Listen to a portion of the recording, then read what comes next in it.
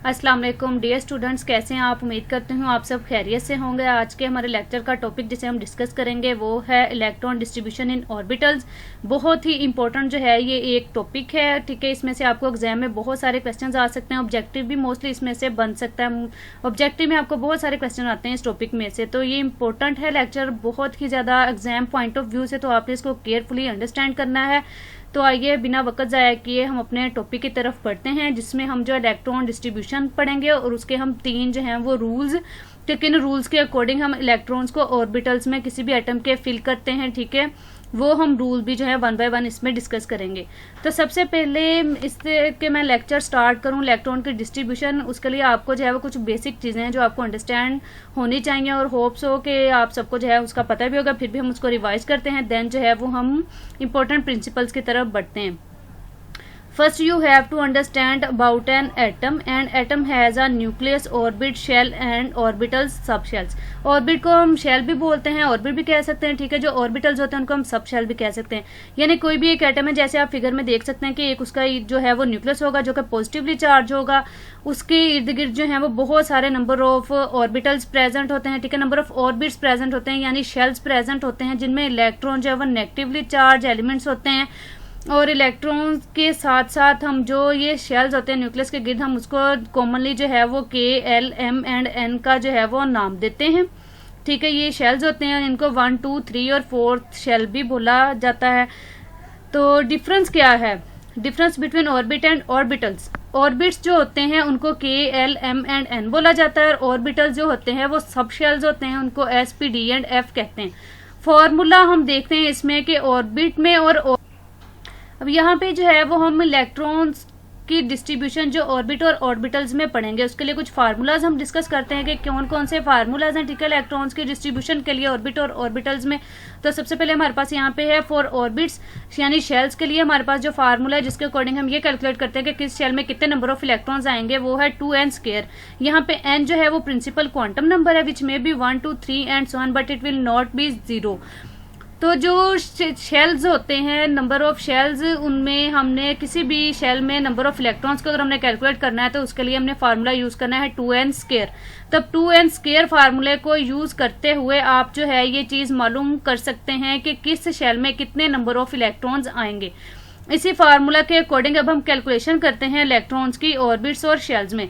तो जनरली जो है वो 4 ऑर्बिट्स का जो है वो हम मोस्टली पढ़ते हैं, जिनके नेम जो है वो के, एल, एम एंड एन है, और उनको first, second, third and fourth orbit या शेल्स भी बोला जाता है। तो इन्हीं जो है 4 शेल्स में हम इलेक्ट्रॉन्स को भी कैलकुलेट करते हैं कि किस शेल में कितने नंबर ऑफ इलेक्ट्रॉन्स आएंगे।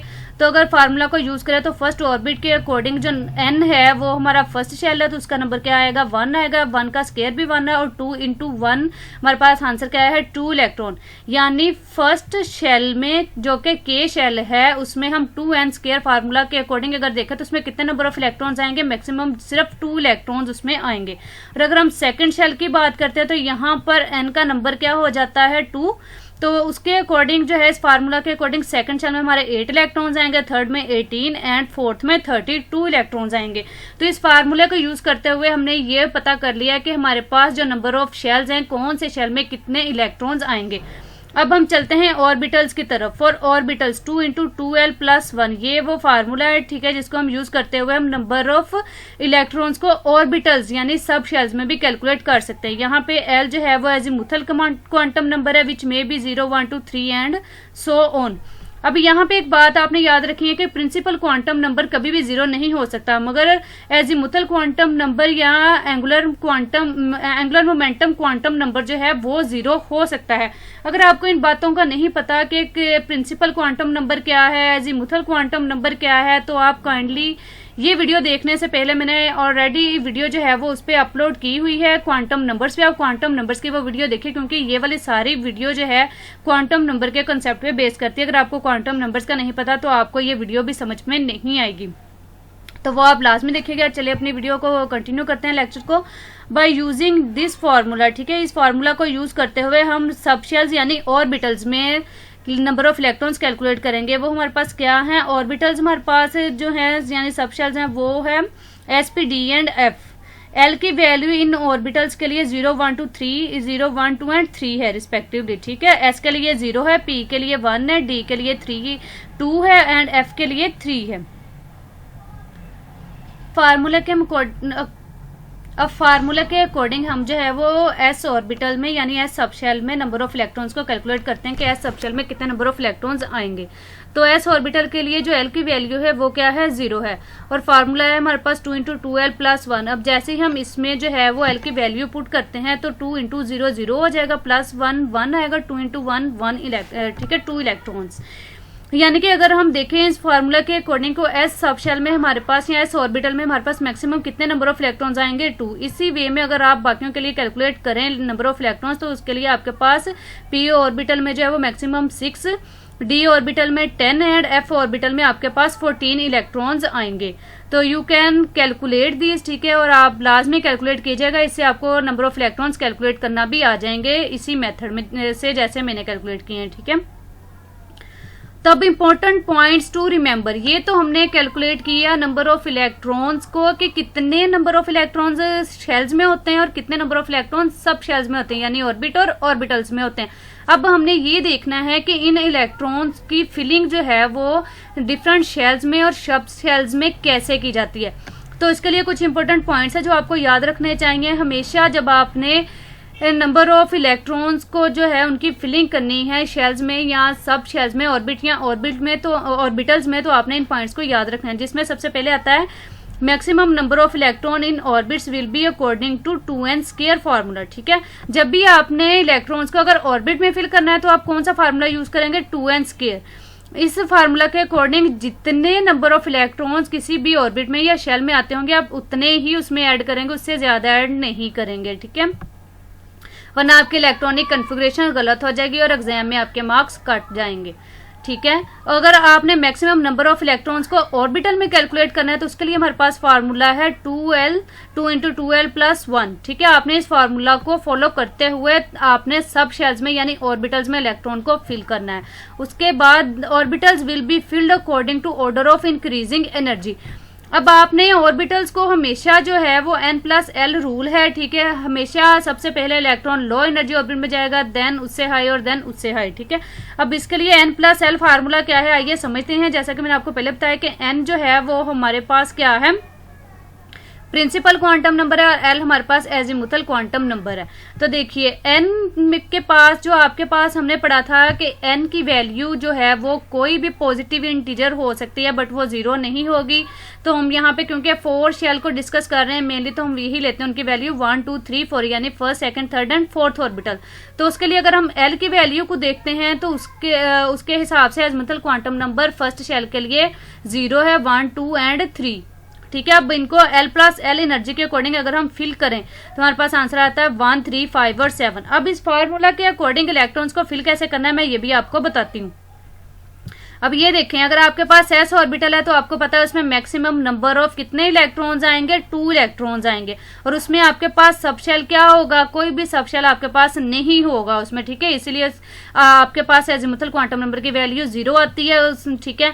तो उसके पास एक ही यानी आप कह लें कि सिर्फ s है सबशेल, ठीक है। s की तो हम बात कर रहे हैं ना, तो s में अगर हम देखें तो सबसे पहले एक इलेक्ट्रॉन की अगर हम बात करते हैं तो उसमें अनपेयर इलेक्ट्रॉन्स आएंगे, इलेक्ट्रॉन्स की पेयरिंग बाद में स्टार्ट होती है। आप यहाँ पे देखें अगर आपके पास 3 इलेक्ट्रॉन है, पी के पास हमने पढ़ा था मैक्सिमम इसमें कितने आ सकते हैं, 6 इलेक्ट्रॉन्स आ सकते हैं, ठीक है ना। पी आपके पास जो ऑर्बिटल है उसमें कितने इलेक्ट्रॉन्स आ सकते हैं, 6। तो उसके लिए अगर आपके पास सबसे पहले 6 इलेक्ट्रॉन कैसे पूरे होंगे, आप 1 2 ये 3 तीनों इलेक्ट्रॉन्स को सिंगल जो है वो आप उसमें ऐड करते हैं, सिंगल इलेक्ट्रॉन्स आता है पेयर उसका 3 इलेक्ट्रॉन्स हर और, क्योंकि इसके 3 सब शेल हैं, इसके तीनों सब शेल में पहले सिंगल इलेक्ट्रॉन जाएगा, उसके बाद इसकी पेयरिंग स्टार्ट होगी, इसलिए 3 + 3 6 लिखा हुआ है। और उसके बाद डी की बात करें हम तो बिल्कुल डी में हमारे पास जो है वो 5 सब शेल्स होते हैं और उसमें हर 5 इलेक्ट्रॉन्स तक जो हमारे पास नंबर ऑफ इलेक्ट्रॉन्स है वो सिंगल हम जो है वो हर ऑर्बिट में हर ऑर्बिटल में, हर सबशेल में हम सिंगल सिंगल इलेक्ट्रॉन रखेंगे। जब पांचों ऑर्बिटल्स में 5 इलेक्ट्रॉन्स पूरे हो जाएंगे देन पहले सबशेल से जो है वो उनकी पेयरिंग स्टार्ट होती है। और यही हिसाब जो है वो हमारे पास एफ का है, क्योंकि उसमें हमारे पास 7 सबशेल्स होते हैं, तो उसमें हम 7 इलेक्ट्रॉन्स को 7 ही इस एम्प्टी ऑर्बिटल्स में फिल करेंगे। उसके बाद अगर जो हमारे पास 8 इलेक्ट्रॉन बचता है वो पहले सबशेल में आएगा और हमारे पास पहले में 2 इलेक्ट्रॉन्स हो जाएंगे पेयर्ड और बाकी सारे अनपेयर्ड इलेक्ट्रॉन्स रहेंगे। यानी इलेक्ट्रॉन जो है वो खुद को अनपेयर्ड जो है वो रहना ज्यादा प्रेफर करते हैं। क्यों करते हैं वो मैं आपको आगे चल के बताती हूँ, क्योंकि अब ये आपको 1, 3, 5 और 7 की समझ आ गई है ना। 1, 3, 5 और 7 क्या होता है, इसी को जब हम डबल करते हैं, क्योंकि हमारे पास मैक्सिमम एक ऑर्बिट में कितने नंबर ऑफ इलेक्ट्रॉन्स आ सकते हैं 2, तो उसी हिसाब से हमारे पास अगर देखा जाए तो एस में हमारे पास 2 इलेक्ट्रॉन्स होते हैं, पी में हमारे पास 6 होते हैं, डी में हमारे पास मैक्सिमम 10 और एफ सबशेल में मैक्सिमम हमारे पास 14 इलेक्ट्रॉन जो है वो प्रेजेंट होते हैं। तो इलेक्ट्रॉन सबसे पहले प्रेफर करता है कि वो सिंगल और अनपेयर्ड ही रहे, ताकि उनके दरमियान में मैक्सिमम जो है वो रिपल्शन कम की जा सके। क्योंकि अगर इनके दरमियान में रिपल्शन ज्यादा होगी तो हमारा एटम अनस्टेबल होगा, और अगर एटम के पास नंबर ऑफ इलेक्ट्रॉन्स जो हैं वो कम है और उसके पास नंबर ऑफ ऑर्बिटल्स जो हैं वो ज्यादा हैं, तो इलेक्ट्रॉन बजाय इसके कि एक ही इलेक्ट्रॉन जो है वो बजाय इसके कि इलेक्ट्रॉन एक ही सबशेल में पेयर बना के रहे, वो तरजीह देगा कि वो, क्योंकि उसके पास रहने के लिए ज्यादा जगह है, ज्यादा ऑर्बिटल्स हैं, तो वो एक दूसरे के साथ पेयर बना के रहने के बजाय वो सिंगल सिंगल अनपेयर रहना ज्यादा पसंद करता है। उसकी वजह यही है कि इनके दरमियान जब ये सिंगल रहेंगे तो रिपल्शन भी कम होगा। जब रिपल्शन कम होगी तो एटम जो है वो स्टेबिलिटी की तरफ जाएगा, और स्टेबिलिटी हर एटम का जो है वो ख्वाब होती है, ठीक है, आपको पता है।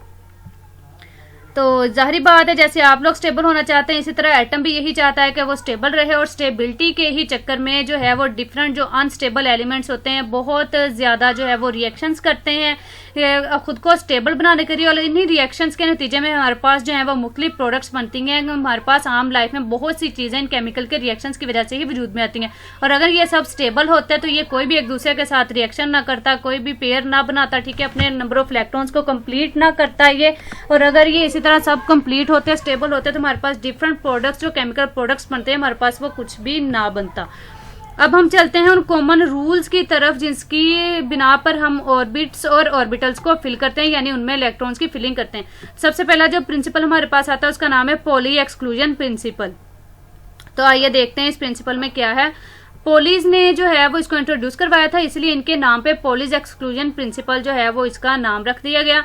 पोलिस ने 1920 में जो इलेक्ट्रॉन्स थे उनको क्वांटम नंबर असाइन करने के लिए इस रूल को इंट्रोड्यूस करवाया। इसके अकॉर्डिंग किसी भी एटम में 2 इलेक्ट्रॉन्स जो है उनके पास 4 के 4 क्वांटम नंबर जो है वो सेम नहीं होंगे, और हर ऑर्बिटल में मैक्सिमम 2 इलेक्ट्रॉन्स आएंगे, और वो भी 2 इलेक्ट्रॉन्स इसी सूरत में आ सकते हैं कि वो एक दूसरे के साथ जो है वो ऑपोजिट स्पिन के साथ पेयर अप होंगे, यानी उनकी स्पिन सेम नहीं होगी, उनकी स्पिन जो है वो ऑपोजिट होगी, फिर ही उनमें रिपल्शन जो है वो कम होगी, और अगर उनमें रिपल्शन कम ना हुई तो वो अनस्टेबल होगा। हमारे पास जो डिफरेंट केमिकल रिएक्शन से प्रोडक्ट्स बनते हैं, इसलिए कहते हैं कि हमारे प्रोडक्ट्स जो है वो सेम होने चाहिए, ताकि हमारे पास जो चीजें केमिकल रिएक्शंस के नतीजे में डिफरेंट कंपाउंड्स हमें मिलते हैं, प्रोडक्ट्स हमें मिलते हैं, वो हम जो है वो लॉन्ग टाइम यूज कर सके, और अगर वो स्टेबल नहीं होंगे तो हम उनको यूज नहीं कर सकते, हमारे लिए वो बेनिफिशियल नहीं होंगे।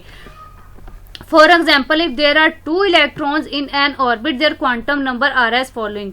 अगर यहाँ पे 2 इलेक्ट्रॉन्स है, आप अब देखें, फर्स्ट बात आपने ये रखनी है इस प्रिंसिपल के अकॉर्डिंग के 2 इलेक्ट्रॉन्स हैं उनका 4 क्वांटम नंबर सेम नहीं होंगे। सेकंड ये कि एक ऑर्बिट में मैक्सिमम 2 इलेक्ट्रॉन्स होंगे, और उन दोनों इलेक्ट्रॉन्स की स्पिन क्या होगी, ऑपोजिट होगी, एक क्लॉकवाइज होगा और एक एंटी क्लॉकवाइज होगा। तो ये देखें अब आप, फर्स्ट इलेक्ट्रॉन के लिए L principal quantum number, L को जो है वो एंगुलर मोमेंटम क्वांटम नंबर या एजीमुथल क्वांटम नंबर, एम को मैग्नेटिक क्वांटम नंबर, और एम एस को spin quantum number, magnetic spin quantum number से रिप्रेजेंट किया जाता है, ठीक है। ये मतलब के मैग्नेटिक स्पिन क्वांटम नंबर को एम एस से रिप्रेजेंट किया जाता है। तो ये अब आप देखें, फर्स्ट इलेक्ट्रॉन के लिए एन जो है सेकंड के लिए दोनों के लिए 1 है, एल दोनों के लिए 0 है, एम भी दोनों के लिए 0 है, मगर हमने क्या कहा था कि can not have same 4 quantum numbers. यहाँ पे इसके पास डिफरेंस कहाँ आया है, यहाँ पे जाके उसके पास डिफरेंस आ गया है spin magnetic spin quantum number में। क्यों? क्योंकि यहाँ पे दोनों की स्पिन क्या है, ऑपोजिट है। अगर एक क्लॉकवाइज है तो दूसरा माइनस स्पिन के साथ एंटी क्लॉकवाइज है।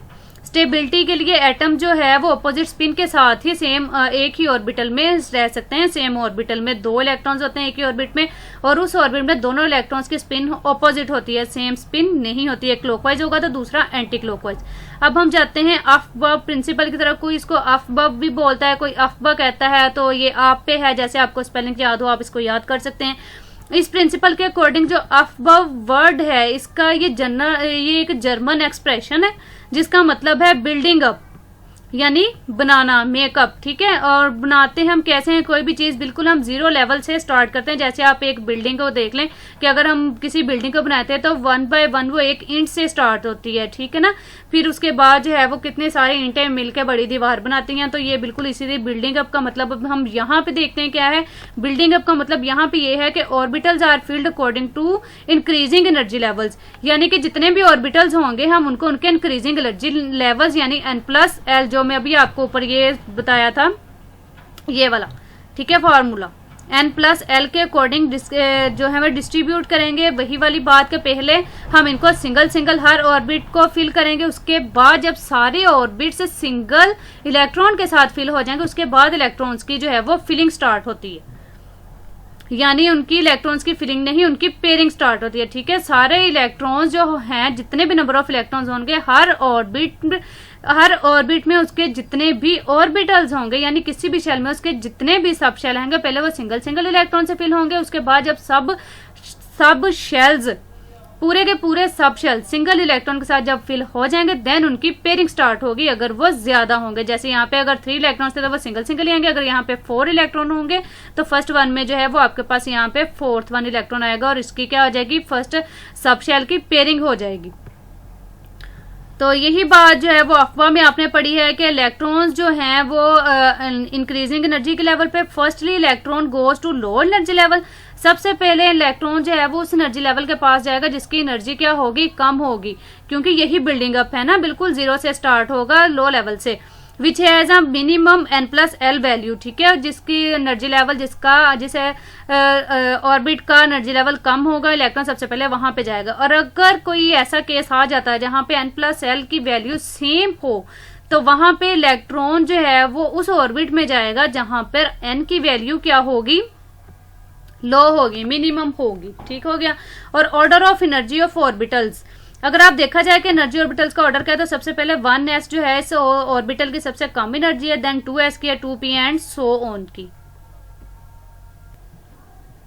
अब हमारे पास लास्ट, ठीक है, रूल और थर्ड वन जो है वो उसको बोलते हैं हुन्स रूल।